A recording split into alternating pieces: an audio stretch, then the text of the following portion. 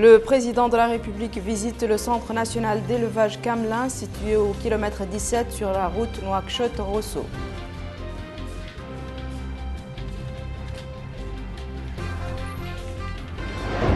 Le ministre des Pêches et de l'Économie maritime visite le marché de poissons de Nouakchott et appelle les intervenants dans le domaine de la pêche artisanale à respecter les textes régissant le secteur.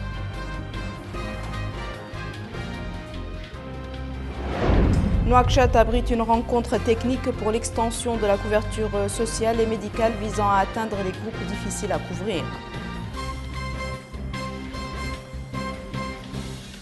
Bonsoir mesdames et messieurs, merci de vous joindre à nous. Nous débutons ce journal par le message du président de la République, M. Mohamed Abdelaziz, adressé à son frère et ami M. Mohamed VI, Sa Majesté du Royaume du Maroc.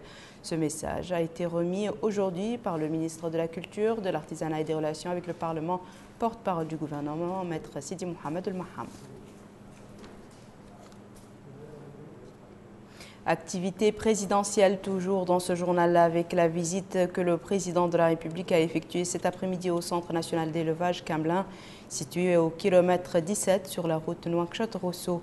L'occasion pour le président de la République de suivre des explications détaillées sur les composantes du centre, la nature de ses équipements techniques, le matériel destiné à l'amélioration de l'espèce cameline qui représente une constituante importante de la chaîne alimentaire de la société mauritanienne.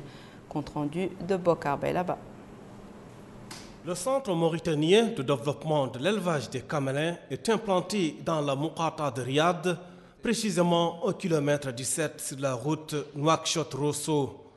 Sur le site, le président de la République, M. Mohamed Abdelaziz, a été accueilli par la ministre du Développement rural, le wali de Nouakchott Sud, le hakem de la Mouqata de Riyad et le maire de cette commune. Puis, le président de la République est allé visiter les différentes composantes du centre, la nature de ses équipements techniques et les moyens utilisés pour le développement de la race des camelins.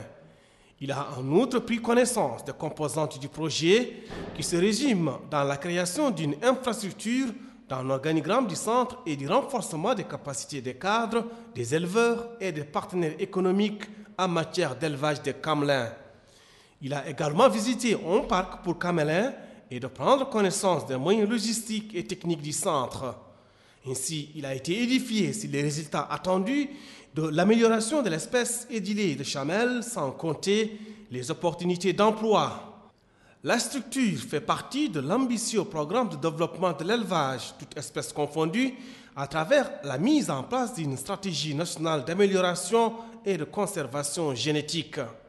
En définitive, la création du centre est de nature à soutenir les efforts déployés par le gouvernement dans le cadre du programme d'amélioration des races locales, grâce à la création de fermes pilotes implantées dans les wilayas à vocation agro-pastorale. À cela s'ajoute le renforcement des capacités des techniciens, éleveurs et associations professionnelles dans le domaine de l'élevage des camelins.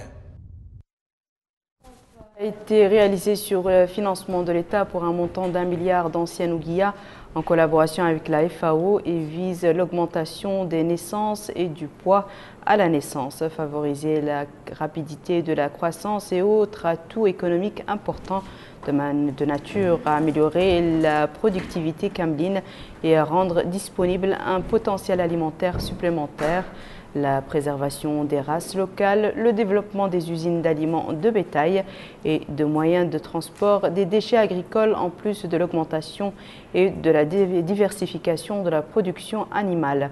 Présentation technique avec Bokar Belaba. Le Centre mauritanien de développement de l'élevage des camelins a été inauguré en 2016 par le président de la République, M. Mohamed Abdelaziz. Cette infrastructure a pour objectif d'améliorer la production des camelins grâce à l'utilisation de techniques génétiques. Ce centre constitue un jalon important vers la modernisation du secteur de l'élevage des camelins, qui est l'une des principales activités dans le monde rural en Mauritanie. Le centre dispose de 7 unités techniques: amélioration génétique, alimentation animale, biotechnologie de la reproduction, biochimie clinique et endocrinologie, clinique vétérinaire, entre autres. Cette amélioration s'est faite sur la base de transfert embryonnaire. Les embryons vont se récupérer de l'étranger et vont s'installer ici dans les femelles qui sont là. Et à partir de cette transformation, on va avoir une progéniture nouveau qui a une capacité de production en lait. Les camélidés qui sont là, c'est les camélidés qui sont ici de notre région, tout simplement, c'est des Sahel. La création du centre a été rendue possible grâce à un financement de l'État mauritanien d'un montant d'1 milliard de guillas avec le concours de l'Organisation des Nations Unies pour l'alimentation et l'agriculture FAO. Pour plus d'informations et de précisions sur le Centre national d'élevage Kamla, nous recevons dans ce journal Monsieur Mohamed Emin El-Haki, directeur général de l'Office national de recherche et de développement de l'élevage. Bienvenue dans ce journal, monsieur. Bonsoir. Quels sont les objectifs du Centre national d'élevage Kamla? Merci. Donc, le Centre d'élevage Kamla a été honoré ce matin par la visite de son Excellence le Président de la République. Donc, cette visite dénote de l'importance que son Excellence accorde au secteur rural de façon générale, au secteur de l'élevage en particulier, et notamment la filière caméline. Vous savez, cette filière est importante pour l'économie de notre pays, parce que sur le plan effectif, nous comptons plus d'1,5 million têtes de camélins, malgré que ces statistiques ne sont pas fiables, parce qu'il n'y a jamais eu une statistique générale de l'élevage. Mais en tout cas, cela dénote de l'importance de ce cheptel dans notre pays, et c'est pourquoi ce centre a été créé pour mieux développer cette espèce qui est malheureusement marginalisée dans les grands centres internationaux au niveau des universités. Donc ce centre va permettre de mieux connaître cette espèce, de développer les techniques d'amélioration génétique, parce que aujourd'hui, les sciences ont évolué, on a les techniques de reproduction, les techniques de reproduction qui permettent non seulement le transfert d'embryons, mais aussi l'insémination artificielle. Mais aujourd'hui, les biotechnologies de la reproduction ont permis de développer une technique qui est adaptée, une technique d'amélioration génétique qui est la mieux adaptée à l'espèce caméline, à savoir le transfert d'embryons. Donc ce centre vise, parmi tant d'autres objectifs, au développement de cette espèce à travers l'amélioration génétique, mais aussi l'amélioration des techniques d'alimentation, l'amélioration de la santé animale, donc la réalisation des études qui permettent de mieux connaître l'espèce, l'accueil des étudiants, la coopération avec les centres internationaux c'est-à-dire mieux connaître, comme je le disais tantôt, mieux connaître l'espèce caméline qui est malheureusement méconnue. Très bien.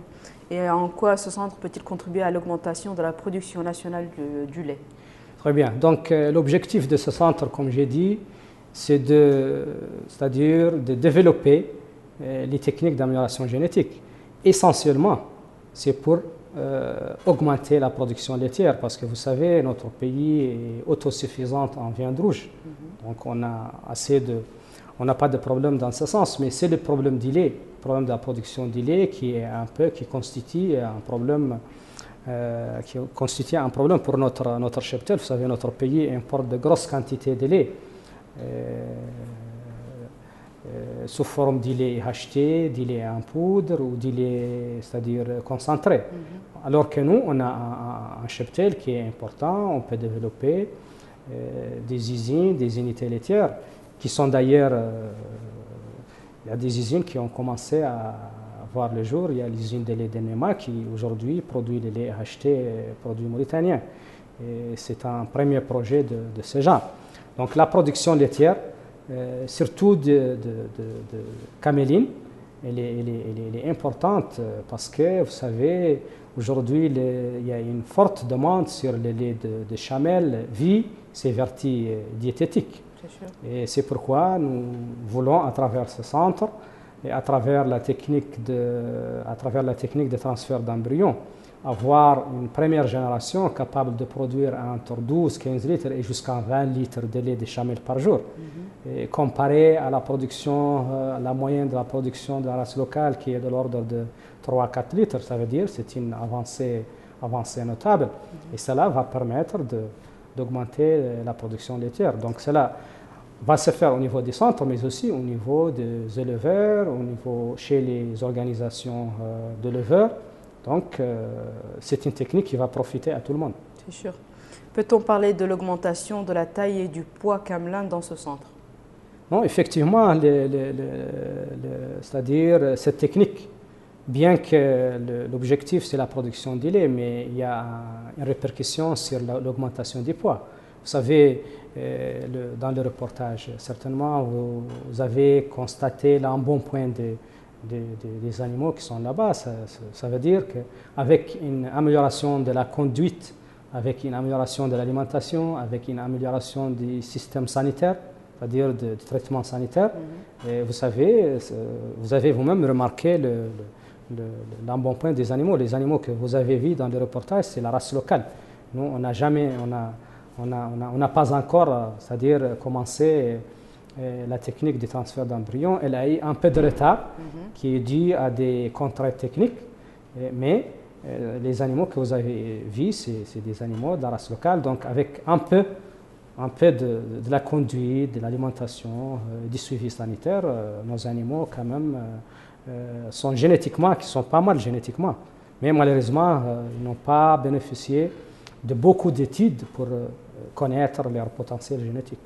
Et effectivement, parlez-nous de l'amélioration de ces espèces dans ce centre et expliquez-nous comment vous procédez. Donc ça, je l'ai dit un peu. Donc la technique, la principale technique qu'on va faire au niveau du centre, c'est le transfert d'embryons. Donc cette technique, nous allons la commencer fin avril, début mai, en collaboration avec un centre aux Émirats Arabes Unis et avec une assistance technique de la FAO. Donc c'est la première fois que cette technique sera introduite non seulement en Mauritanie mais au niveau de la sous-région. Donc cette technique elle est connue, elle va nous permettre d'avoir une première génération des chamelles qui ont un fort potentiel génétique. Cela s'ajoute aux autres composantes du centre, aux différentes mesures d'accompagnement qui vont en tout cas accompagner cette technique. Effectivement, l'objectif principal, c'est l'amélioration génétique. Mais il y a d'autres objectifs, il y a d'autres sous-objectifs que nous visons, à savoir la professionnalisation des éleveurs, la formation des techniciens, des auxiliaires de l'élevage, mais aussi le contrôle laitier, parce que ce centre aussi va nous permettre d'instaurer pour la première fois dans notre pays ce qu'on appelle le contrôle laitier. Parce qu'avec les centres, avec les autres labos au niveau de l'Office national de recherche et développement de l'élevage, nous sommes aujourd'hui en mesure de détecter les antibiotiques au niveau des laits, de détecter c'est-à-dire les résidus des médicaments vétérinaires.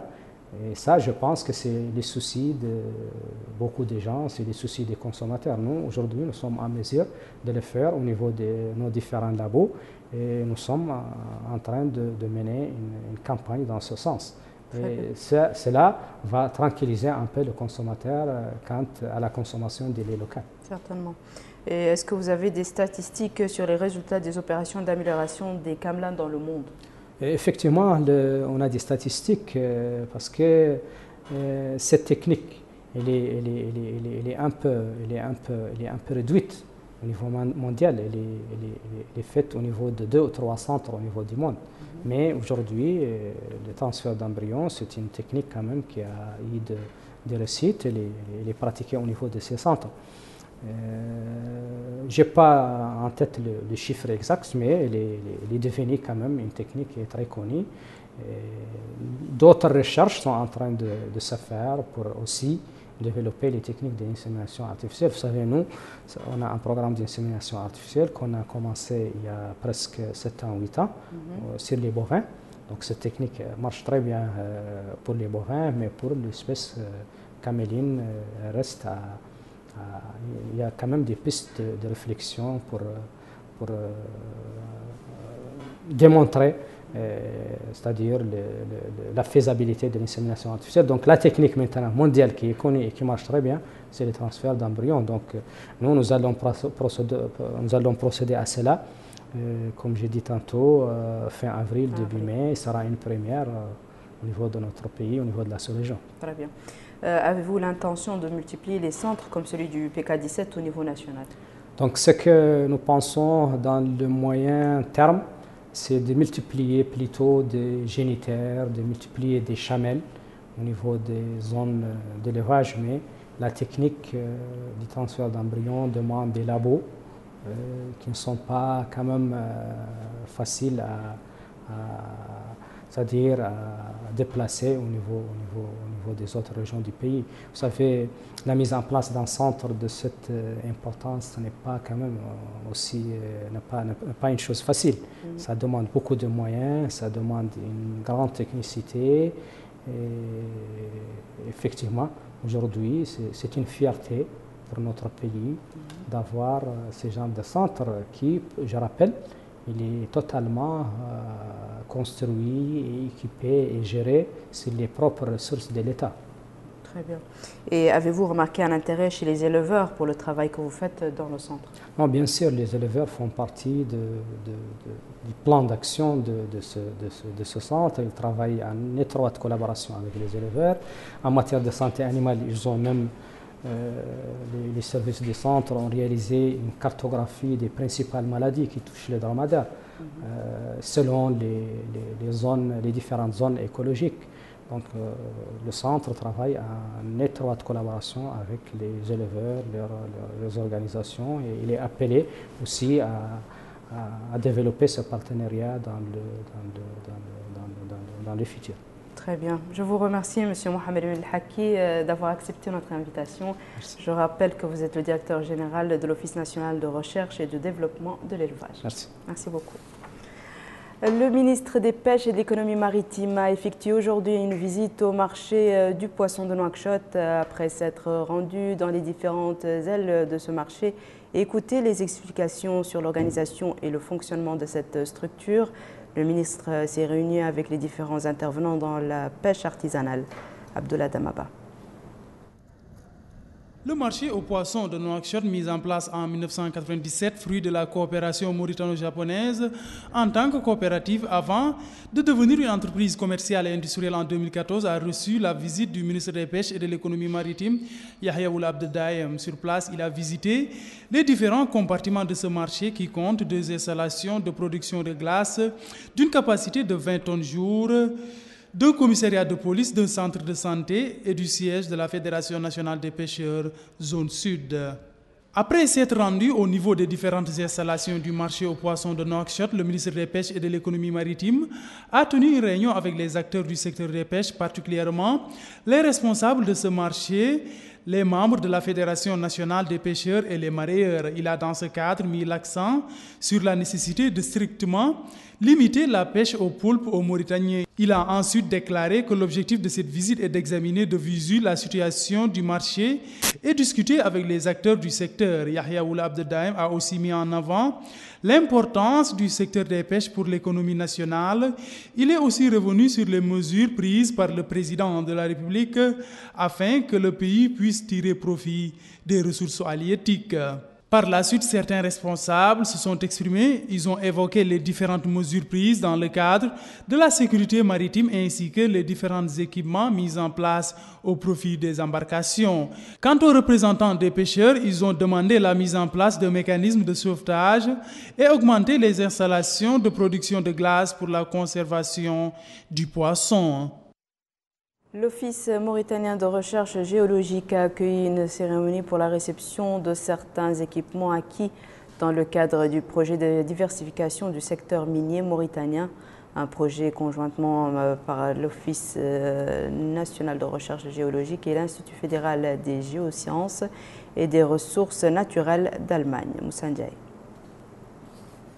C'est au siège de l'Office mauritanien de recherche géologique que s'est déroulée cette cérémonie pour la réception de certains équipements acquis dans le cadre du projet diversification du secteur minier mauritanien. Ce projet, qui est une composante du programme appui au secteur extractif de la Mauritanie, financé par la République fédérale d'Allemagne, est une belle illustration de la coopération fructueuse entre nos deux pays dans le domaine notamment des activités de recherche géologique. Il est mis en œuvre d'une part par la GIZ et le BGR pour la coopération allemande et d'autre part par l'OMRG pour notre pays, avec la supervision technique et financière respectivement du ministère du pétrole, de l'énergie et des mines et du ministère de l'économie et des finances. Le projet de diversification du secteur minier mauritanien est exécuté conjointement par l'Office mauritanien de recherche géologique et l'Institut fédéral des géosciences et des ressources naturelles d'Allemagne. Pour 2018 et 2019, la République fédérale d'Allemagne s'engage à réserver au gouvernement de la République islamique de Mauritanie un nouveau montant de 24,5 millions d'euros pour l'exécution de la coopération bilatérale, technique et financière. Ce nouvel engagement est reparti entre 12 millions d'euros affectés à des programmes de la coopération financière et 12,5 millions, à peu près le même montant, affectés à des programmes de la coopération technique. À cela s'ajoute un montant de presque 1 million d'euros déjà engagé pour le suivi. S'exprimant face à la presse, l'ingénieur El Hachimi ou Cheikh Sidat, directeur général de l'Office mauritanien de recherche géologique, OMRG, a déclaré que cette activité vient compléter et renforcer le progrès qu'a connu la Mauritanie dans différents domaines, notamment dans le domaine des infrastructures de base et de la recherche scientifique. Il est à préciser que, dans le domaine des recherches géologiques, la coopération entre la République islamique de Mauritanie et la République fédérale d'Allemagne a connu un progrès remarquable, d'où la nécessité de mettre l'accent sur l'importance de cette assistance technique. Je vous le disais en titre, l'extension de la couverture sociale et médicale innovée pour atteindre les groupes difficiles à couvrir, tel le thème d'un séminaire technique organisé conjointement par les Caisses nationales de la sécurité sociale et d'assurance maladie et l'Association internationale de sécurité sociale, dont les travaux ont débuté ce matin à Nouakchott. Le séminaire auquel participent des experts des pays du Maghreb, d'Afrique et de l'ISS sera l'occasion d'échanger les expériences et de présenter une vision sur les moyens les plus efficaces pour accéder aux différents services de la sécurité sociale et de l'assurance maladie. Retour à Moussa Ndiaye. Extension de la couverture sociale et médicale, innover pour atteindre les groupes difficiles à couvrir, tel est le thème de ce séminaire technique. Prennent part à cette rencontre de Nouakchott des experts des pays du Maghreb, d'Afrique et de l'ISA, qui est l'Association internationale de sécurité sociale. Une occasion d'échange et de partage des informations sur les moyens les plus efficaces pour accéder aux différents services de la sécurité sociale et de l'assurance maladie. Supervisant l'événement, le secrétaire général du ministère de la fonction publique, du travail, de l'emploi et de la modernisation de l'administration, M. Ahmed Mohamed Mahmoud Oulidé, a précisé que l'extension de la couverture sociale et médicale s'inscrit dans le cadre des programmes de développement visant à rehausser le niveau de vie des citoyens et de les protéger contre les risques, en application des directives du président de la République, M. Mohamed Ould Abdelaziz.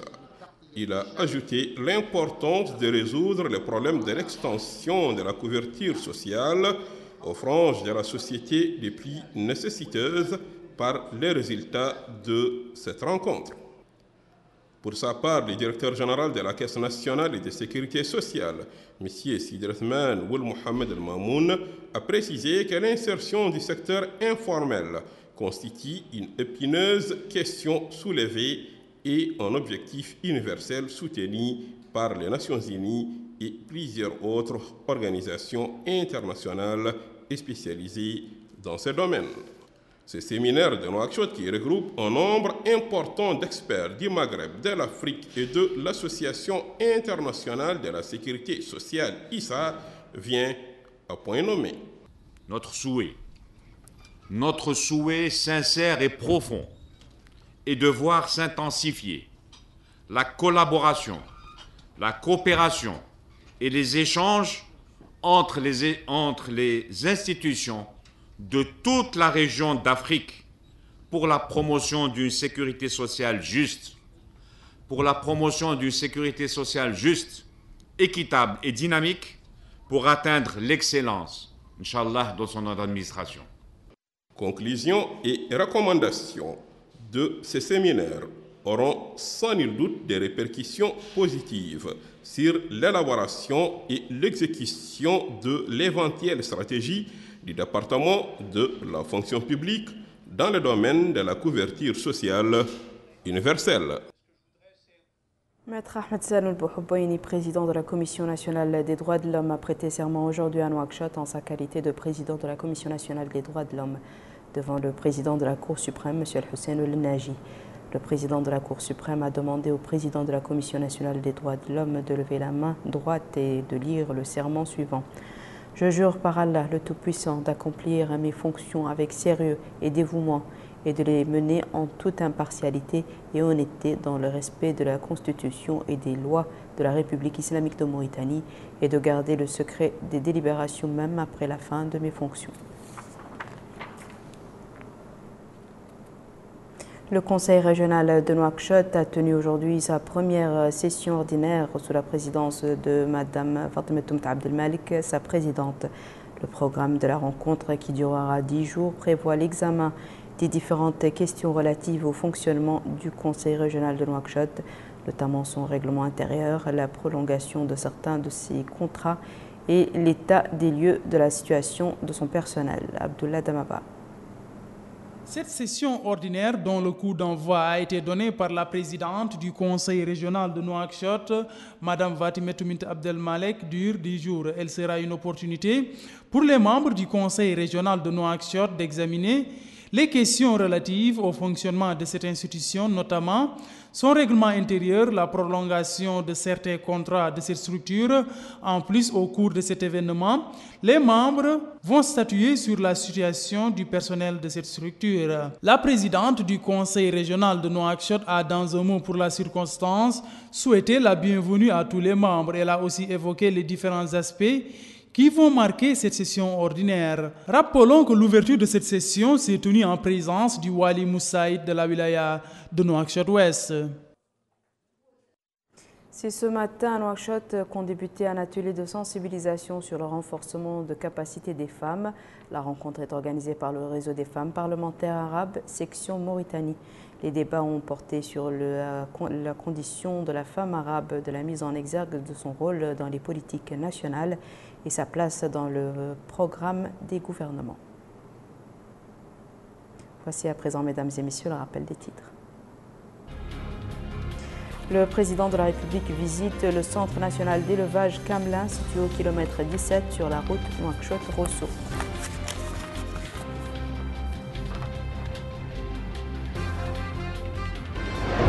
Le ministre des Pêches et de l'Économie maritime visite le marché de poissons de Nouakchott et appelle les intervenants dans le domaine de la pêche artisanale à respecter les textes régissant le secteur.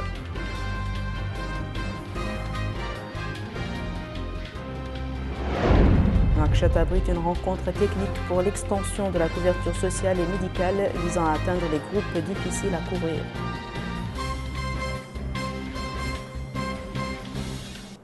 C'est la fin de ce journal, mesdames et messieurs. Merci à vous de nous avoir suivis. Merci de votre fidélité et je vous souhaite une excellente suite de programmes sur le Mauritania.